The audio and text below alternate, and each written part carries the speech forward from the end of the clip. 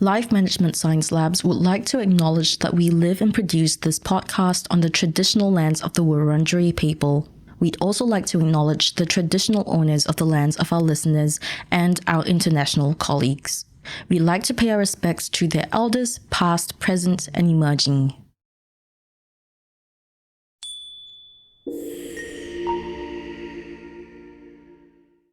Hi, and welcome to Self-Improvement Atlas, the Personal Science Insights podcast produced by LMSL, the Life Management Science Labs. We are champions of life management science, providing structured insights informed by science and inspired by practice on key aspects of conscious living. Each week, we bring you scientific and practical insights on each element with the expert knowledge of professionals in the field. I'm Marie Stella, your host from Melbourne, Australia. Let's start the show. Hello and welcome back to Self-Improvement Atlas, the Personal Science Insights podcast. Regularly penning your thoughts, feelings, and reflections can be incredibly therapeutic. It allows us to process difficult emotions, release stress, gain clarity, and work through life challenges. But for those who aren't natural writers, it can be a struggle. So today we're joined by journaling coach Amanda Stern to learn more about how journaling can benefit our self-improvement journey and get some expert advice on how to kickstart and maintain such an endeavor. Hi, Amanda. It's great to have you on the show. How are you going today? Hi, Marie. I'm doing so well. Thanks for having me on this show. Thank you for taking the time to come on our show as well. So I'm really curious to know, what is the most common issue your clients come to you with and how do you help them solve it? The most common issue I hear is people coming to me saying that they've tried journaling and journaling doesn't really work for them. Or they have these high degrees of expectation and perfectionism that they bring to their journaling and always have this fear that they're doing it wrong. So I love to help people find their best way to journal, to bring what they want journaling to do for them and how they're journaling into alignment so they can have a really productive and satisfying journaling practice. Yeah, it sounds like journaling, it works differently for everyone. Would you agree with that?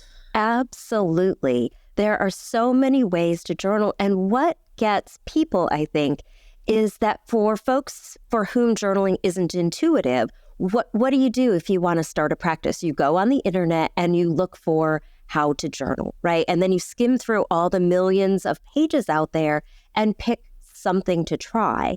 Or it might be follow advice from a coach or an influencer or somebody. And you think, okay, well, they said this is the way to journal, so this is the way it must be done. And then you try it and it doesn't feel good. It doesn't resonate. And it's usually because there's a mismatch or a misalignment, again, between where we want our journaling to take us and how we are getting there. Because if we are not on the right path, we are never going to, with our journaling, meet those objectives we have for ourselves. And everyone is so individual, and what we want our journaling to do for us is so wide and varied that we really need a wide range of techniques and tools to be able to draw from. Right, that's really interesting. It sounds like it's like you're finding the right partner for you in a relationship too. So that's a great preface for our topic for the day. Thank you for sharing that with us. And I'm keen to go further into detail. But first, I'd love to get to know you better. This is, have you met Amanda Stern? My first question for you is, what do you like to do in your spare time? I have more hobbies than anyone has a right to have. So I don't have a lot of spare time these days because I work full-time, I work part-time, I have a business that I'm growing, and I have a family of teenagers and young adult children who love me and want to spend time with me. So any time I do get is usually spent hibernating up here in my office space with a good book or my journal. And when the weather's nice, I'm outside in my garden or in my hammock. And if possible, I'm doing something with my hands. I'm creating something out of yarn or weaving a basket or embroidering something or really just having my hands in the dirt. Yeah, that sounds like an incredibly hectic schedule. And does journaling help you with that at all? Oh my gosh, I wouldn't be able to do all the things if I didn't start out my day with journaling. That's great to hear. So you mentioned previously that you do like to pick up a book in your spare time if you do have the time. So what is a book that you find yourself leaning towards a lot or reaching out for? Well, I will tell you, I'm not a big rereader. I will read a book once, and if it comes back in the rotation, I know it's a very, very significant book for me. And the book that comes to mind is a novel called Alice Bliss by Laura Harrington. It's the story of a young girl who's very close with her dad, and his National Guard unit was called up, and he's sent overseas. And the story is about how life goes on when the person you love the most is not there with you. And it's this beautifully written book, heartwarming, coming of age. It has a beautiful love story in it as well. But it is the kind of book that had me reading through the night, sobbing at 3:30 in the morning because the writing was just so beautiful. So I don't read a lot of books more than once, but that is one I have read twice as an adult, and it has moved me both times. That sounds great. What about movies? Are there any that you've watched recently? Are you a big movie watcher at all?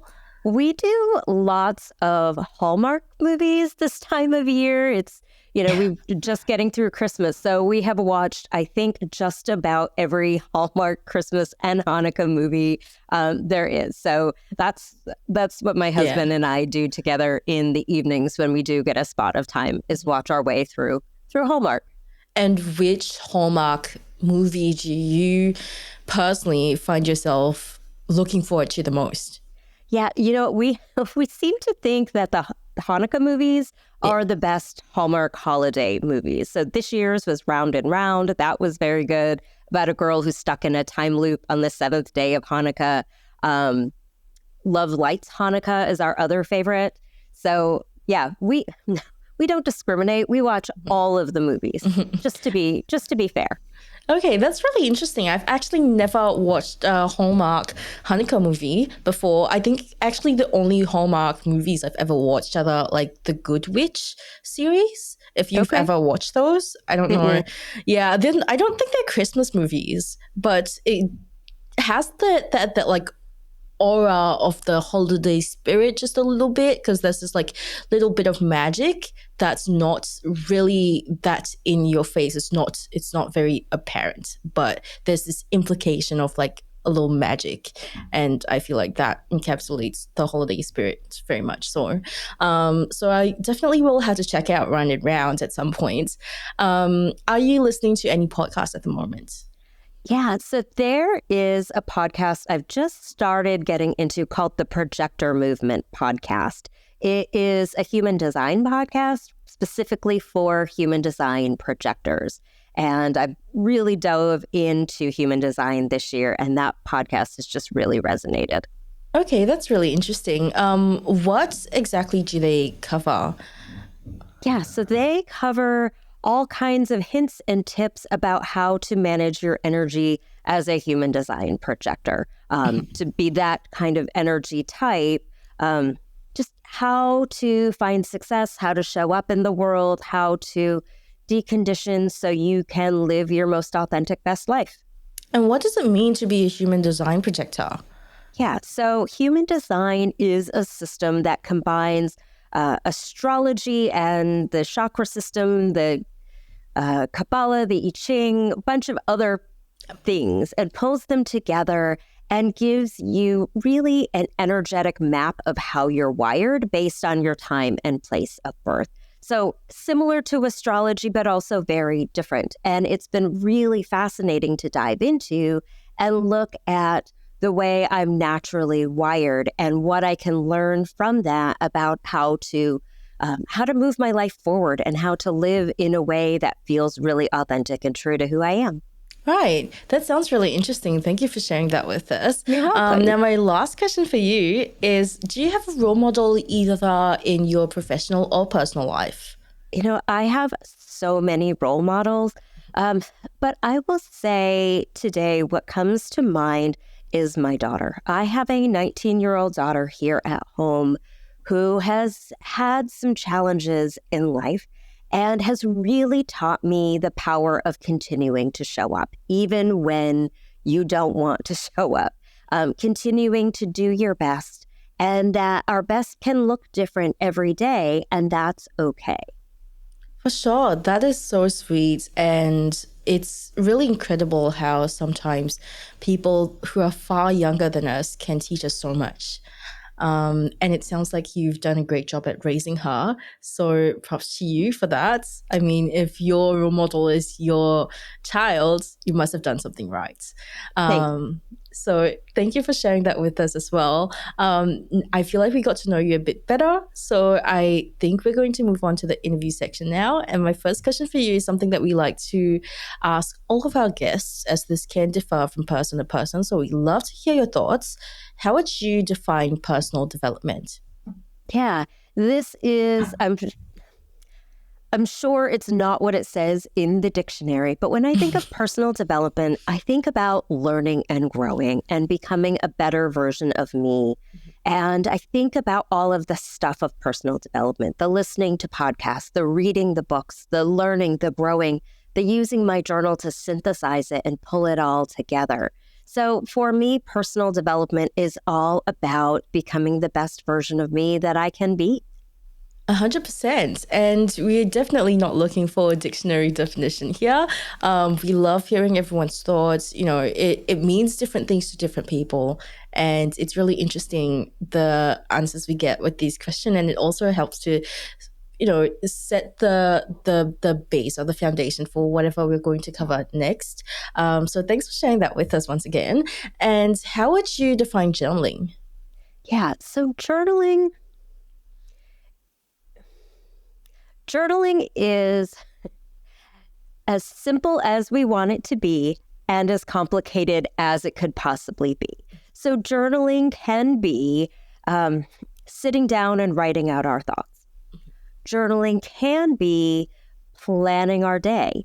Journaling can be recording our progress toward our goals. So I think of journaling as any time I do any purposeful reflection, specifically with a writing component. That journaling is just as much about the container of journaling, the time set aside, the reflection space, the time I give myself to think and just be with my thoughts, as it is about the output that I create.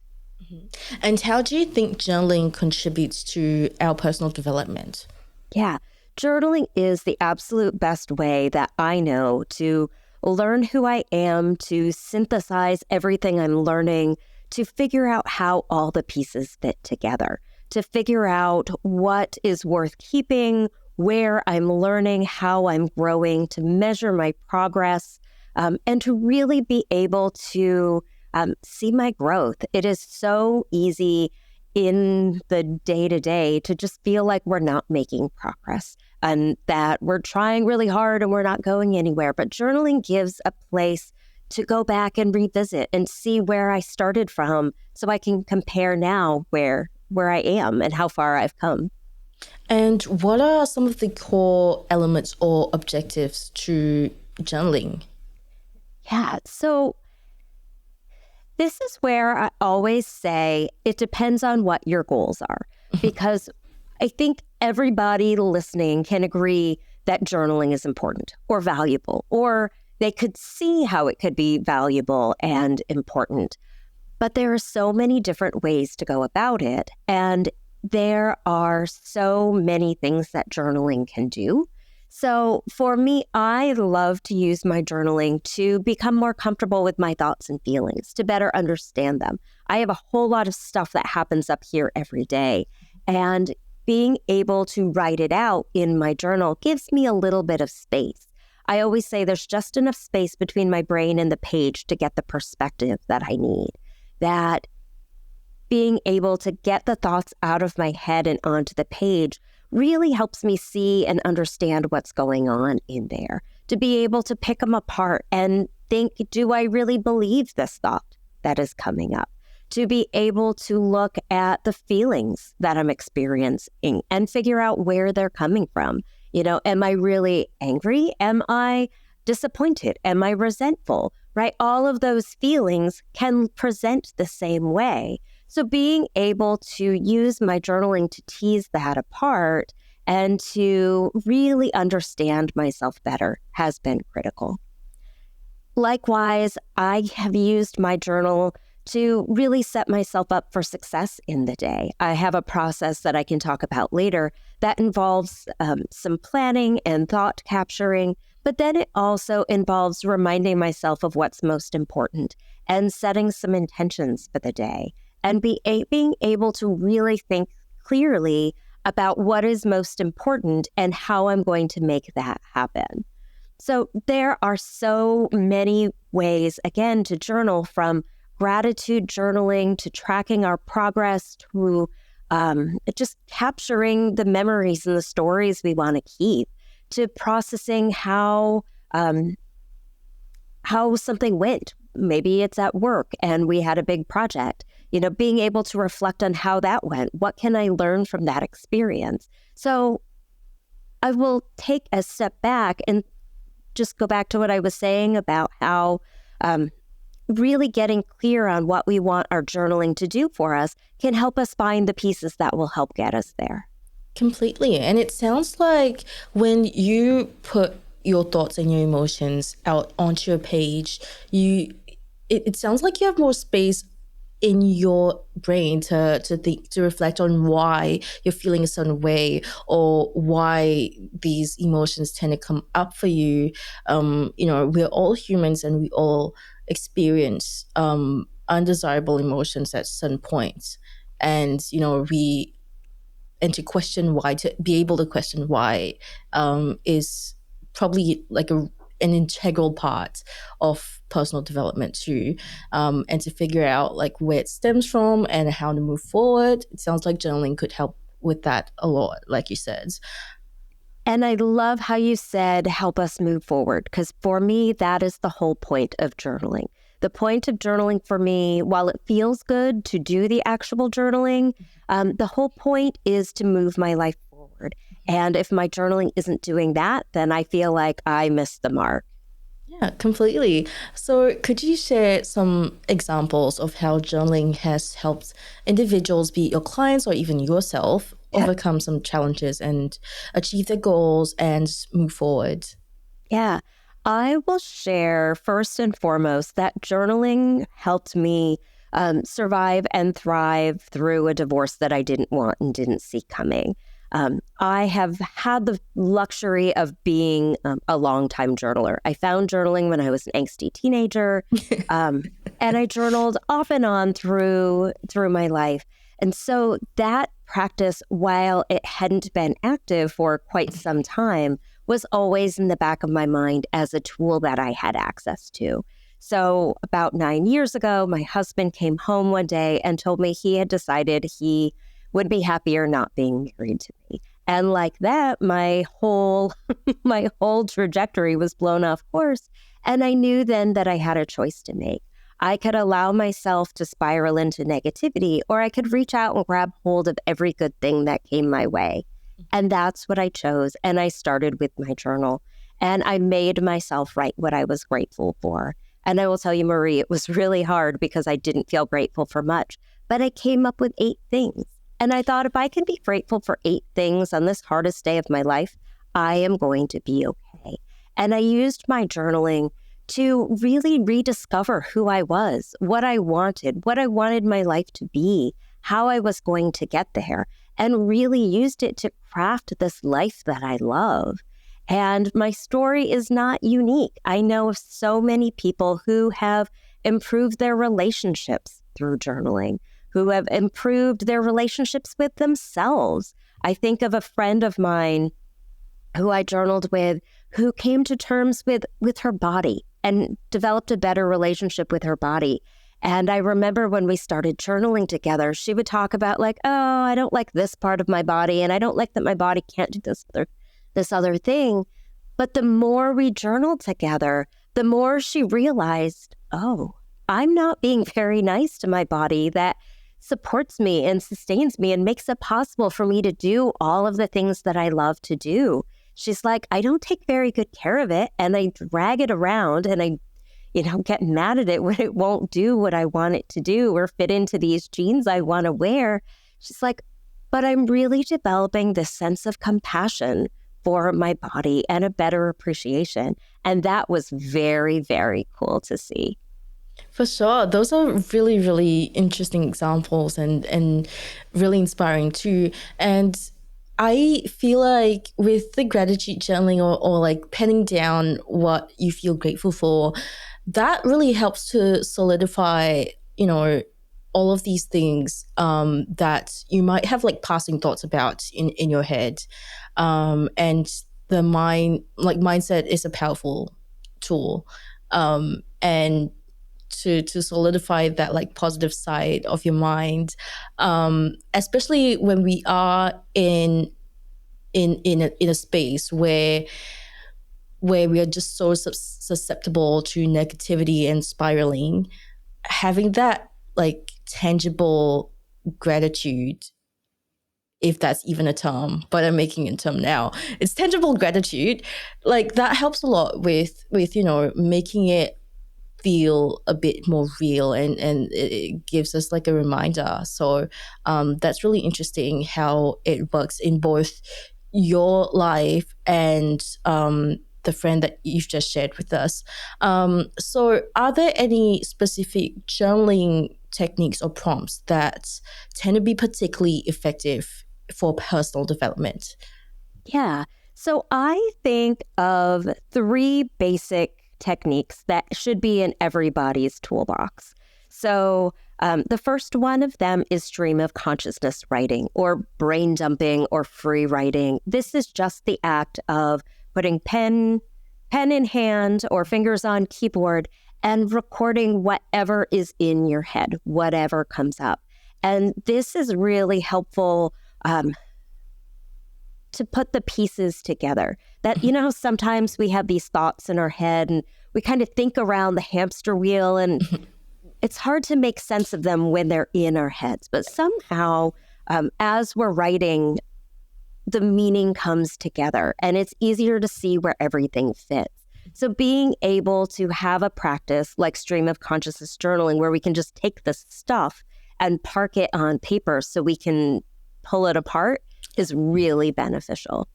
The second technique I think should be in everybody's toolbox are journal prompts. To have a series of journal prompts or a collection of them that can really help get at things. I think of journal prompts as containers for our thoughts. A journal prompt for anyone listening who does not know is an idea of what to write about. It's often phrased as a question or a statement, but journal prompts can be really helpful because sometimes a blank page is really intimidating. And if we give our brain a journal prompt, we've given it a job to do, and we've given it a place to play, kind of like an old game of Pong or a game of squash, right? You have a place to bounce your ideas around, and they're not going to go, they can only go so far before they hit the wall and you have to redirect. So it's a really great way to explore difficult ideas, to be able to be creative and be able to, again, figure out how those pieces fit together. And the third technique that should be in everyone's toolbox is a gratitude practice. To be able to recognize and celebrate the things that are going on in our lives that we can be grateful for, even if they don't look like things that we could be grateful for. Those hard lessons that we learned, the surprises that come to us, warranted or not, or wanted or not. Just being able to feel our gratitude just can do so much for us in terms of our mood, our mindset, and how we move through life. And especially for those who do not consider themselves natural writers, what are some creative or unconventional journaling approaches that they might find helpful? Yeah. So I will say, first of all, I do not believe that everybody needs a journaling practice. If you are listening and you think, ugh, journaling, I never want to do that, cool. You never have to journal. And I think that is the freedom we can give ourselves and the permission to be able to journal our way and to know when journaling is for us and when it's not. Though I really do hope everyone will give it a try because it has been so wildly beneficial in my life in so many ways and for so many people. That being said, I talk to so many people who say, oh, well, I can't journal because I don't like my handwriting. And I say, cool, type it. Use an app. There are so many apps out there, ones with journal prompts built into them, or opportunities to track your mood, to track your progress, to track whatever data you want to track, right? Those are really helpful for folks. Audio journaling for folks who don't like the actual act of writing, but do want a space for reflection. Use your phone and record yourself voice notes as a type of journal, or film yourself, do a video journal. Those count just as much as journaling we do with pen and paper. Absolutely. And that's really interesting, the idea of like video journaling and audio journaling as well. It sounds like there's so many different ways to approach them. It doesn't necessarily mean that you have to be a writer or like be good at writing at all, or even typing. Like if you just despise like writing words in general, like you can just speak to your camera or something like that and kind of just talk to yourself, and that would probably give you a bit more clarity and like just freeing up a bit of mental space. But what are some of the other challenges that people usually face when attempting to journal? Yeah. I hear so much of, I'm not sure what to write about. I don't know when to journal. And unrealistic expectations about how much journaling they should do. I talk to people often who say, well, I feel like in order to get anything out of my journaling, I have to write 3 pages. I have to write 3 pages. We don't always have to write 3 pages. I find I never give myself a quota because sometimes I write a sentence and that's enough. Sometimes I write a paragraph and that's enough. Sometimes I fill 42 pages and some of it is enough. And I could have stopped writing much before. I think so often we have this expectation of what journaling needs to look like, that there's a right way to journal, that there is has to be done for a certain amount of time or you have to have some kind of outcome. And I think it's often a lack of clarity, a lack of understanding what journaling can do for us, a lack of deciding what we want journaling to do for us, and being able to make a planful way to get there. It's kind of like a road trip, right? You decide you want to go somewhere, you want to take a trip. In order to get to your destination, you have to take the right road. If you take the road that leads in the opposite direction, you will never get to where you are going. And journaling is that same way. If we are clear on what we want our journaling to do for us, then we can choose those techniques and exercises that are going to help us achieve those objectives. But I find one of the most important things we can do is be really kind to ourselves as we are doing this work, because journaling can be work and it can be hard work. So I always ask my clients and friends when they journal with me for 3 things. I ask them to be open, to be brave, and to be kind. To be open because we never know what we're going to find on the other side of our pen. Sometimes we think we know what our answers will be. And everybody I know who journals has had lots of surprise moments where we look at what we've written and we think, oh, I didn't know that was there, right? And sometimes it's wonderful discoveries and sometimes it's uncomfortable discoveries. So be really brave for whatever comes up, because even if we unearth something that is uncomfortable, well, now we've given it space. We've given it breathing room. We've given ourselves the distance to be able to see it objectively and to figure out what we're going to do with that. And then be kind. This work, again, can be really hard. And it's even harder when we judge ourselves. And so I love to share with people that our journals aren't judging us. They are not judging our ideas. They're not judging our words. They're not judging our grammar or our spelling or our handwriting or how straight our margins are.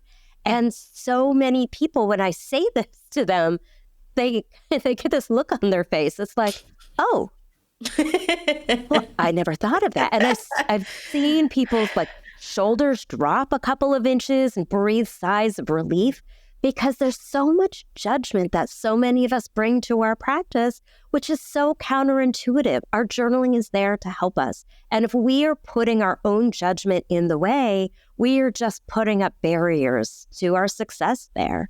For sure. That probably also comes from like this whole bullet journaling fad that's all across social media. So now people have this idea that that's what journaling is meant to look like when it's just one type of journaling for a specific type of people who finds this bullet journaling therapeutic. But if it doesn't work for you and it's not what helps you relax, then that's not what journaling should look like for you. Yeah, so it's probably because of social media that, people have this misconception that your journaling has to look perfect or has to look pretty like the bullet journaling when it really only is one type of journaling. Yeah, and I'm so glad you said that because bullet journaling did not start as an Instagram-worthy type of journaling. It was somebody's productivity system that worked so well for them, they shared it with others. So it was not designed to be beautiful. Bullet journaling was designed to be functional. And I don't know if it was Instagram made it that way or just really gave people the opportunity to showcase their creativity. But there are so many people who could benefit from bullet journaling, but who get really daunted by all of the stuff of bullet journaling. I will tell you, I stay really clear of it because I know myself well enough to know that I'm going to get caught up in all of the stuff. I'm going to get caught up in having the right tools and make the right layouts and having all of the stickers and the embellishments and the right colored pens. And I will spend my effort on that and not the journaling that I need to do.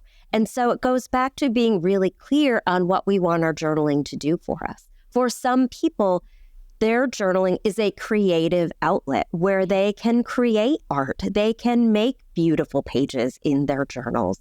If you look up journaling on TikTok, you get all kinds of videos of beautiful art journaling.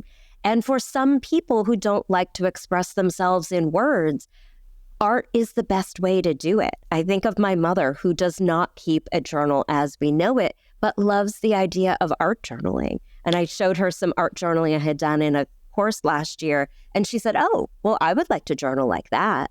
We all have different ways that our brains work and different things that motivate us. So being able to create a journaling practice that's tailor-made just for us, that can be exactly what we need, is an amazing opportunity. Because whether I choose to do all kinds of stream of consciousness journal in my journal, and you choose to do an art journal and somebody else does a audio journal, right? As long as we are all getting what we need from our practice, we are doing it right. And I think it's so amazing that there are so many different ways to do this and that what works for us today doesn't have to be what works for us tomorrow, that we could try something totally different.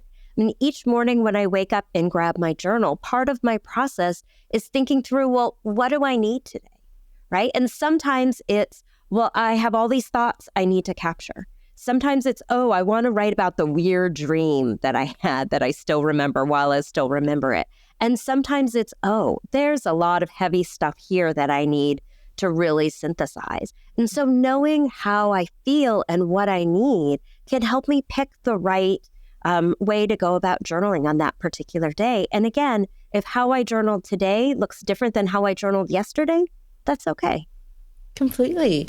And how important is consistency when it comes to journaling for our personal development? Is there recommended frequency for journaling, and how does regular practice contribute to positive outcome? Yeah. So I journal every day because I like to journal every day and because I need to journal every day. But consistency does not have to mean daily. We each get to choose what that means. It could mean journaling every 3 days. It could mean journaling every weekday or every weekend. It could mean journaling on the full moon every month, right? So we get to choose what that looks like. And I believe any bit of journaling we do is worthy of celebration. I tell my clients when they come to journal with me, let's celebrate what you do instead of what you didn't do. So I'll ask them, well, how did your journaling go this week? Well, I only journaled twice. Wow, you journaled twice? That's fabulous. Because the more we build this muscle, journaling really is a muscle. The more we build it, the more that practice can be there for us when we really need it. So I always say I show up and journal every day. And that way, when the universe knows that I'm ready to listen to the answers, it knows exactly where to find me. That's really good advice. And before we end off this section, I'd like to ask if you have any more advice or beginner-friendly tips or guidelines for people who are new to journaling or have not even started yet and want to start for their own personal development. Yeah, I would start by saying, have fun with it. Be playful, try different things, understand that there are so many tools and ways to go about journaling. And so play around, have fun, figure out what you like. Again, start with the end in mind. What do you want your journaling to do for you? And then find a technique that'll help you get there. That's how you'll know you're doing it right, is if you would use your journaling to achieve your goals and it feels good.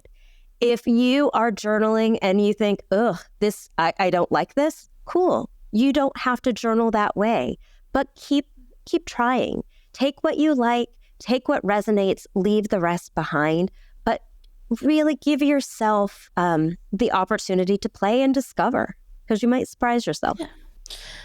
Your advice makes it so approachable. So thank you so much for sharing that with us and for the very insightful discussion. Now we're moving on to the practices and habits section. And that's where we ask you about the more practical sides of things. My first question for you is, what is an example of an effective practice or habit in journaling? It particularly maybe something that you use yourself? Yeah. So I will show you what I do in my journaling. Keep in mind, this is what works for me, and how I do it might look different from day to day. So this is my journal. It is, just for those listening, a hardcover book with lined pages. There's nothing fancy about it. It cost me $8 at my local everything store.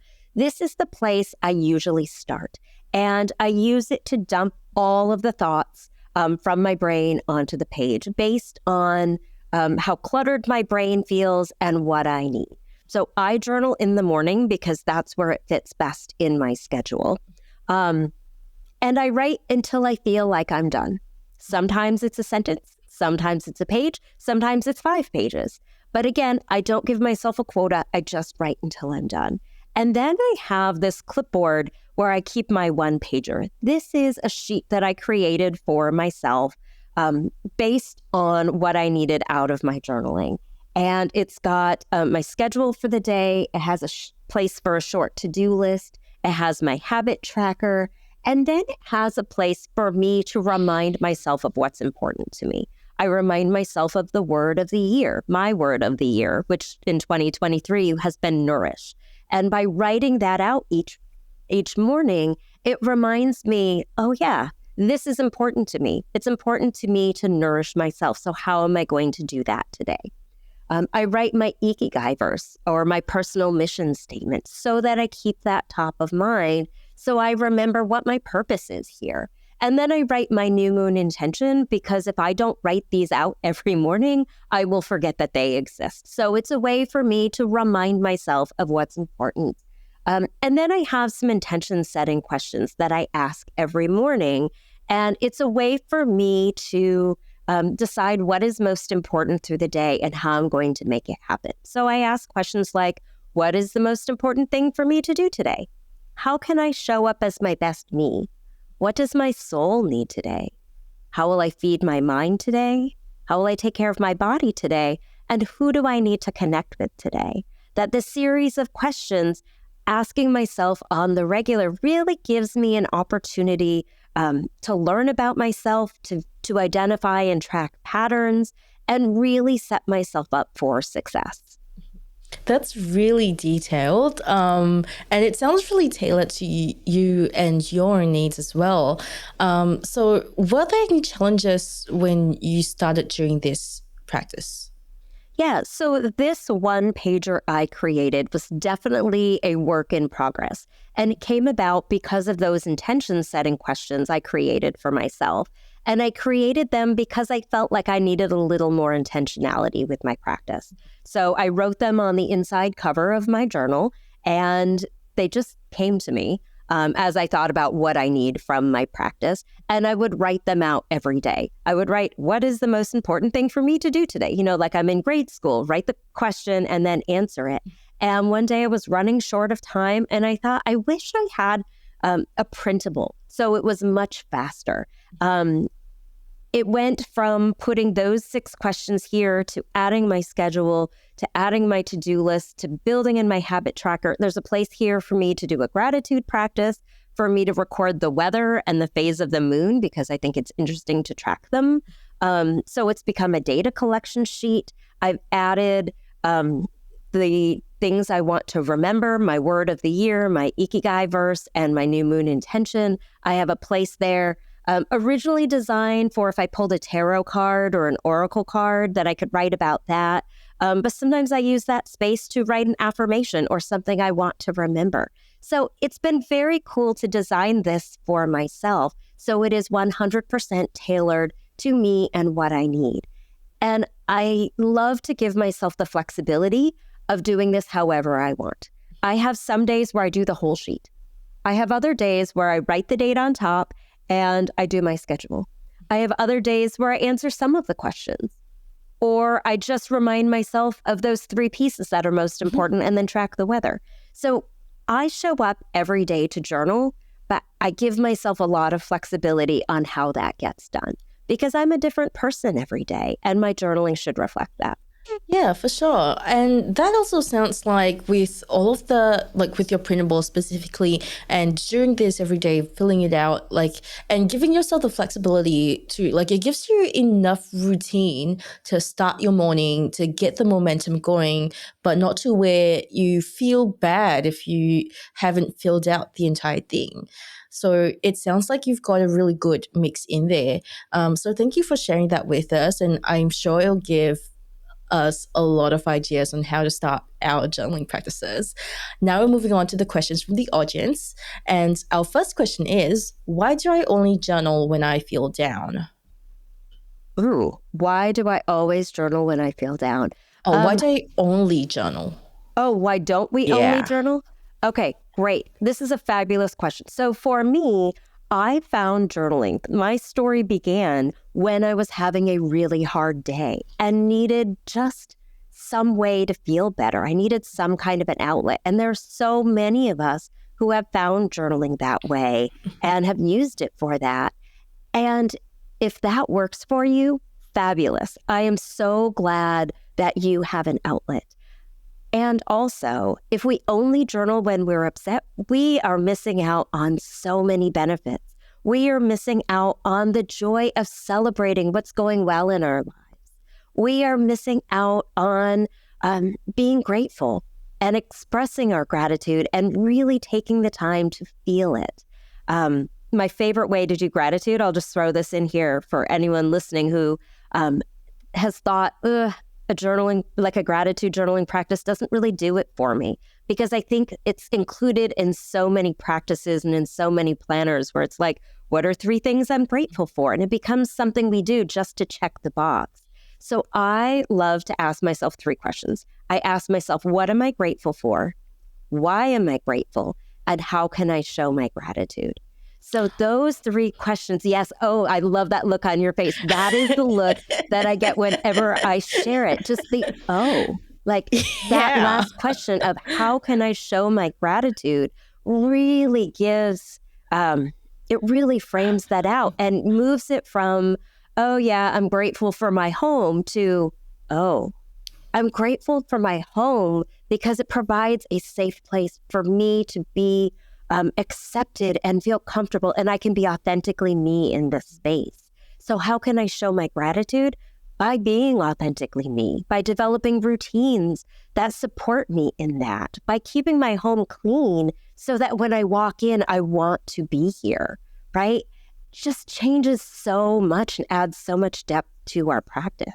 So Sure. back to your question, why not only journal? Because, journal when things aren't going well. Because if we only journal when things aren't going well, we deprive ourselves on so many wonderful things that journaling can do for us. It's kind of like only shopping at the grocery store when you want French fries, right? Like sometimes Yeah. you want other things. A healthy diet isn't going to be just French fries and potato products, right? We need all of those things. So just being able to have a well-rounded journaling practice can bring us so much goodness, can help us to get to know ourselves, to be more authentic, more intentional, and really be grounded in these lives that we're living.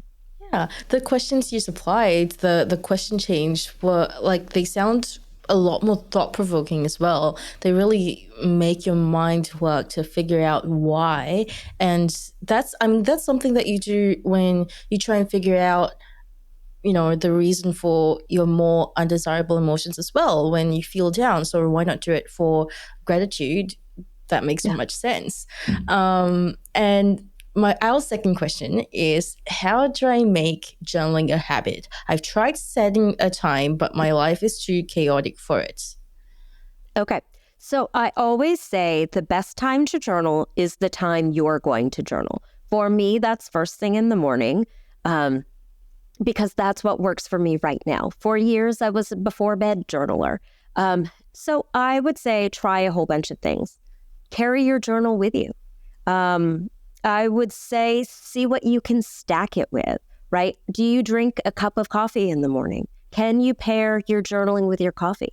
Do you go on a walk for lunch? Can you bring your journal and sit on that bench by the walking path and do your journaling then? Can you journal for the last 10 minutes of your workday? I know lots of people who carve out time at the end of their workday to reflect on how their work went that day, because a journaling practice doesn't have to be warm and fuzzy about our feelings. It can be about work. We can have a very successful journaling practice only talking about work and our performance, and that's an opportunity to reflect on how we are doing, what went well, to celebrate it, to acknowledge the circumstances that led to our success, to acknowledge the circumstances that led to us not being successful and make a plan for how to overcome that. So I'm going to go back to what I said a while ago. For those starting out, experiment, play, have fun with it, see what fits best, see what you can pair it with. Maybe you journal while you brush your teeth. Maybe you journal in the car before you walk into your house or your office or wherever. See where it fits. And if it's only a 2-minute pocket of time, let that be enough, because we can do much more in 2 minutes than we realize. Thank you so much for sharing that with us, Amanda. We've learned so much today from, the fact that journaling doesn't have to be a perfectionist practice. It can be any time that you want. It can be anything that you want it to look like within what you're comfortable with and what is supposed to work for you, and not to mention all of the incredible, very memorable metaphors that I will not forget for a while. So now we're moving on to the open mic section, and this is your chance to talk about whatever that you're passionate about. It doesn't have to be related to the topic, so the floor is yours. Take it away. Awesome. So I will stay on the topic of journaling because this really lights me up. Helping people to catch the magic of journaling and see the power of journaling in their lives is so magical, because journaling can do so much for us. I always say good things come to those who journal, and those good things we don't even know what those good things are going to be until we are knee deep in a practice. And I think that is the excitement. It is a gateway to know ourselves, to improve every area of our lives. I will say if there is an area of my life that journaling has not touched yet, it's only because I've not thought to journal around it. So because I journal, I am more aware of my thoughts and feelings. I've developed a much more sophisticated emotional vocabulary, and that has really helped improve all of my relationships. Because when I can recognize, oh, here's how I'm feeling, here's what I need, it makes it that much easier to ask for help. I remember one day being in the kitchen with my husband and saying to him, I feel very small today, meaning I feel very insignificant. And I was able to say, I really need you to put your arms around me and tell me how important I am to you. And it was exactly what I needed. And he was able to deliver that and do so in a way that didn't require him to be a mind reader, because our people aren't mind readers. So really honoring myself that way has improved all of my relationships. And that is something that I could never have imagined all those years ago when I started journaling. That the more I journal, the more ways I discover I can journal. And the more I journal, the more I discover journaling helps me in different areas of my life. And I really am using journaling to become the version of me that I've always wanted to be. And I am not unique or special. This is available to all of us who want it, and we can do it in a way that feels authentic and true to who we are. And that is what I'm so passionate about, is helping people unlock that magic to find their way of journaling, that there is no one size fits all here. And if what we're doing feels icky, great. Throw it out and try something else. Be brave, be open, be kind, and have fun with it. Thank you so much, Amanda, for sharing that with us. We really appreciate it. Loved hearing about your personal experience alongside your expert advice and just motivation in general. You have such a soothing voice that's really easy to listen to. So I really enjoyed this conversation with you. Now, if our listeners want to find out more about you and what you do, where can they go? Yeah, the best place to find me right now is on LinkedIn. I am there just about every morning, posting, journaling, resources, inspiration, stories, lots and lots of stories, all about journaling. Amazing. We'll link that in the show notes. Thank you everyone for tuning in. We hope you enjoyed this episode about journaling, and we'll catch you in the next one. You've been listening to the Self-Improvement Atlas, the Personal Science Insights podcast produced by LMSL, the Life Management Science Labs. For more episodes like this from 10 different life management perspectives, search LMSL on YouTube, Apple Podcasts, Google Podcasts, and Spotify, or wherever you listen to podcasts, so you can get updated on everything we have to offer. We have a wide range of topics readily available for you to check out. If you enjoyed this episode, please consider rating our show, sharing it, and subscribing to our channel, as it helps us grow and bring you more quality resources. More of our work can be found on our website at pe.lmsl.net, where you can join our movement. I'm Marie Stella. Thanks for tuning in.